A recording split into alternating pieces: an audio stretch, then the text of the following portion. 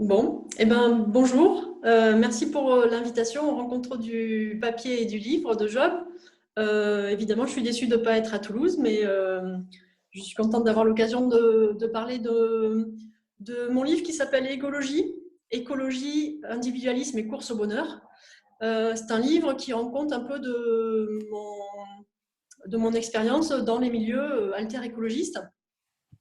Voilà, c'est un livre que je me suis pas, que j'ai pas décidé d'écrire, qui est venu à moi à travers, on va dire, cette expérience. Les milieux alter-écologie, c'est des milieux assez larges. J'ai l'habitude de dire que en militant comme ça dans ces milieux, j'ai rencontré à la fois des gens qui sont dans les institutions aujourd'hui et à la fois des gens qui sont plutôt beaucoup plus radicaux.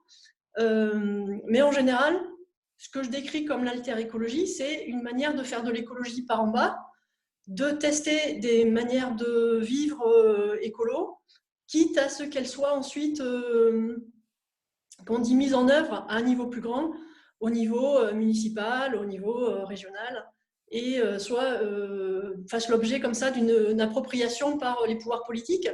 Mais dans les alternatives écolo, il y a quelque chose de très fort qui tient à faire les choses soi-même et essayer un peu essayer des choses politiques, et essayer de renouveler un peu le rapport aux autres, essayer un peu de renouveler le rapport à la consommation, le rapport à la santé notamment.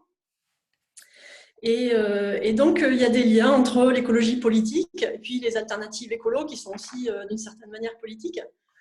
Mais moi, je le vois comme une sorte de bac à sable, des alternatives, et ensuite, les choses sont reprises ou pas par les pouvoirs politiques et par les écologistes qui s'engagent en politique. Et donc voilà, j'ai écrit ce petit livre qui a deux centres d'intérêt principaux qui sont le premier, la prégnance du développement personnel dans les alternatives écolo. Ça, c'est quelque chose que spontanément, on voit pas mal hein, quand on achète des produits bio, on s'intéresse enfin, on a une consommation écologique, pardon. On voit à quel point c'est important les questions de santé. Et en effet, c'est des questions qui sont au cœur, on va dire, de l'engagement écolo, parce qu'il n'y a pas beaucoup d'idéologies, on va dire, qui se sont intéressées à la question de la santé. Je veux dire, avant 2020 et avant cette pandémie, il n'y a pas beaucoup de groupes politiques qui se sont intéressés aux questions de santé, autant que les écolos, qui ont abordé la question de la santé environnementale, à travers notamment, qui était un moteur important de l'agriculture bio. Ce n'est pas le seul moteur, mais ça en fait partie. À travers aussi les questions de santé mentale, les questions de soins, les questions de sortir de la médecine allopathique. Et donc, les questions de santé, elles ont été toujours assez importantes dans l'écologie. Et ces questions-là, elles rencontrent d'une certaine manière un autre mouvement, qui est le mouvement du développement personnel, qu'on peut considérer comme une philosophie de la vie, mais que moi, dans la lignée d'un sociologue qui s'appelle Nicolas Marquis, qui travaille en Belgique, je vois comme un mouvement plutôt politique, en fait. Le développement personnel, c'est quelque chose qui n'est pas une évidence, en fait. C'est une manière d'envisager le monde et les rapports sociaux qui est assez particulière et qui a beaucoup de succès ces dernières années. Il y a beaucoup de libraires qui disent que le rayon développement personnel a beaucoup cru ces dernières années. Des libraires qui avaient des livres de philosophie, des livres de sciences sociales, aujourd'hui, ils ont un peu poussé les murs pour pousser les étagères de ces étagères-là, pour mettre des livres de développement personnel, des livres qui disent s'inquiéter beaucoup des relations entre les gens, et qui finalement, en fait, pour beaucoup,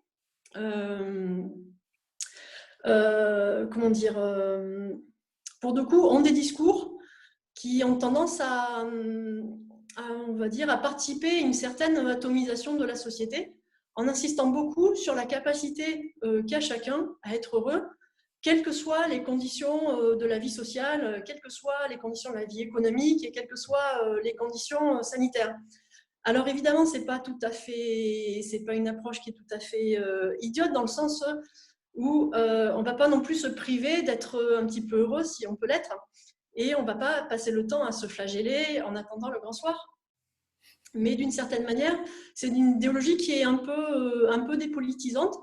Et dans le livre, je cite par exemple une idéologie du cancer du sein, une idéologie très positive qui s'est développée à propos du cancer du sein et qui a été remise en cause par une sociologue américaine qui s'appelle Barbara Ehrenreich, qui elle-même a eu le cancer du sein et s'est retrouvée devant des discours très positifs, très positifs en apparence sur le cancer du sein, des discours qui oublient complètement les causes environnementales du cancer du sein et qui focalisent sur les ressources qu'ont les femmes à rebondir après cette épreuve, d'abord rebondir physiquement et ensuite en faire l'occasion d'évoluer et de devenir des personnes meilleures, quoi.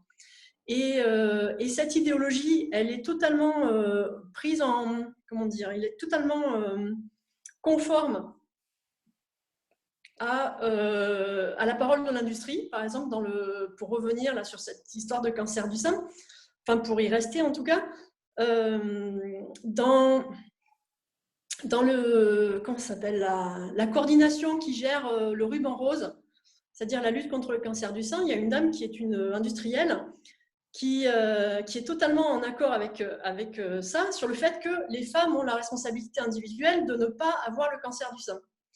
Et elle dit, pour ne pas avoir le cancer du sein, il faut manger sainement et être mince. Et en fait, non, c'est pas ça. On ne peut pas décider soi-même de ne pas avoir le cancer du sein dans la mesure où c'est un cancer dont on pense qu'il a des causes environnementales très fortes, très importantes et qui sont liées notamment à l'industrie des cosmétiques dont cette dame vit. Donc en fait, il y a une manière dans le développement personnel de surinvestir la capacité des gens d'agir au mépris d'autres manières de voir la vie sociale qui sont de faire le constat qu'il y a des industriels qui produisent des produits avec des processus polluants et des produits aussi qui ne font pas du bien. Et que toutes ces questions, on va dire, un peu plus sociales, un peu plus politiques, et qui regardent la question de l'environnement, elles sont évacuées au profit d'une très grande responsabilisation des personnes, qui est un peu une manière aussi quelque chose qui ressemble aussi à ce qu'on vit actuellement, dans la mesure où on est très fortement responsabilisé sur nos déplacements du quotidien en temps de confinement, et qu'en revanche, pour tout ce qui est à l'école, au travail, on est beaucoup moins, on va dire, on subit beaucoup plus en fait l'organisation sociale et les rassemblements de personnes qui ont lieu à l'école, au travail, dans les transports pour aller travailler, etc.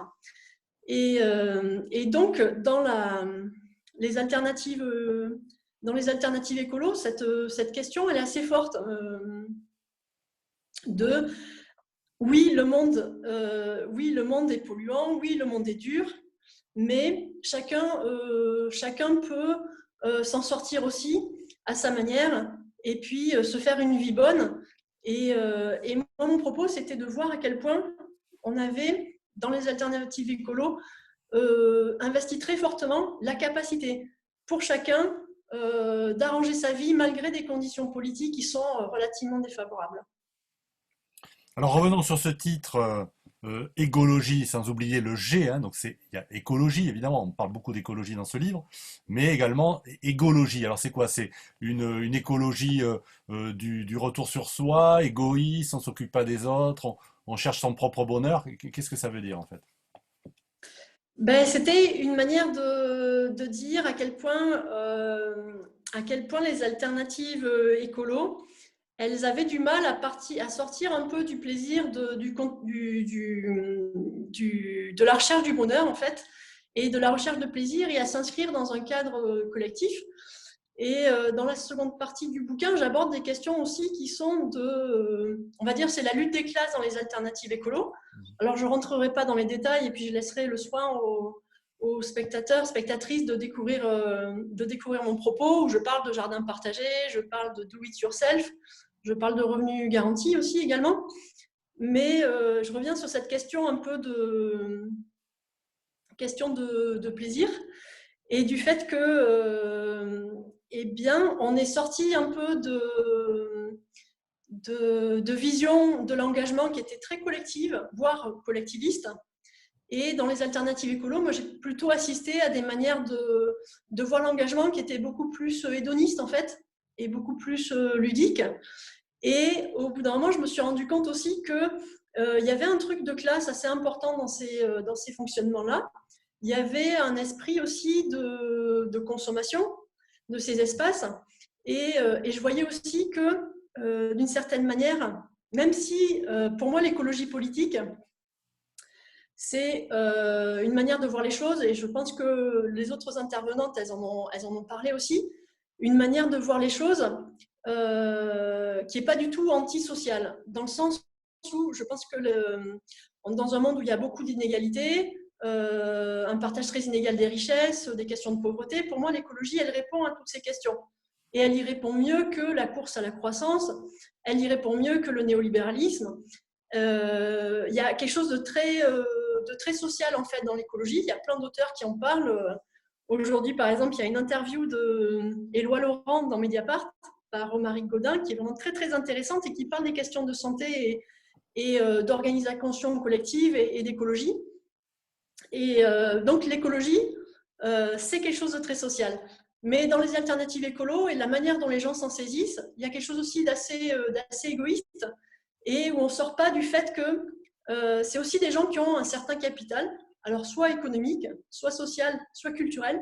C'est ces personnes-là qui s'investissent dans les alternatives écolo et on retourne sur un investissement très important en matière d'amélioration de leur vie, de l'amélioration de leur vie sociale, amélioration de leur alimentation, amélioration de leur cadre de vie qui est moins polluant, qui est meilleur pour la santé. Et cette manière de se saisir, on va dire individuellement, des alternatives écolo, eh ben je comprends que quand on a les moyens, on le fasse. Mais puis c'est mon cas aussi. Mais c'est compliqué quand ça ne s'inscrit pas dans un modèle de changement social pour tous et de mise à disposition de ce progrès-là à tout le monde.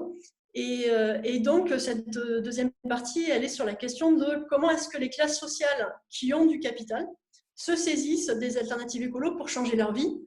Et à la fin, donc, j'en appelle à une écologie qui est plus inclusive, plus politique, et qui essaie de vraiment changer les choses pour tout le monde, et pas seulement de changer la vie de certains.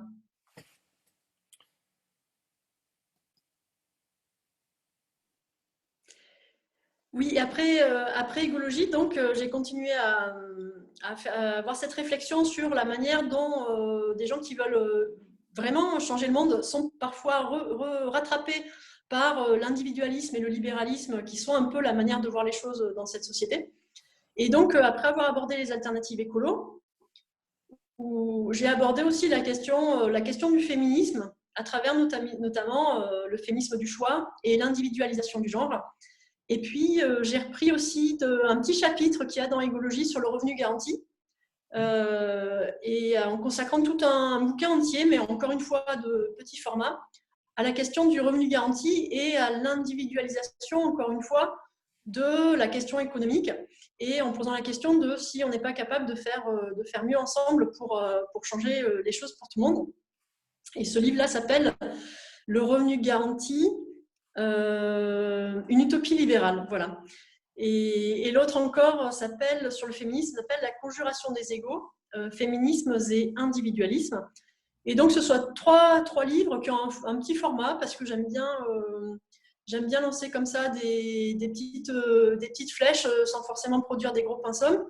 C'est plutôt des invitations à débattre, et ce sont des petits livres qui sont encore aujourd'hui en librairie, qui sont entre 4 et 7 euros, avec un nombre de pages assez réduit et qui invitent comme ça à la discussion sur des sujets qui nous regardent tous.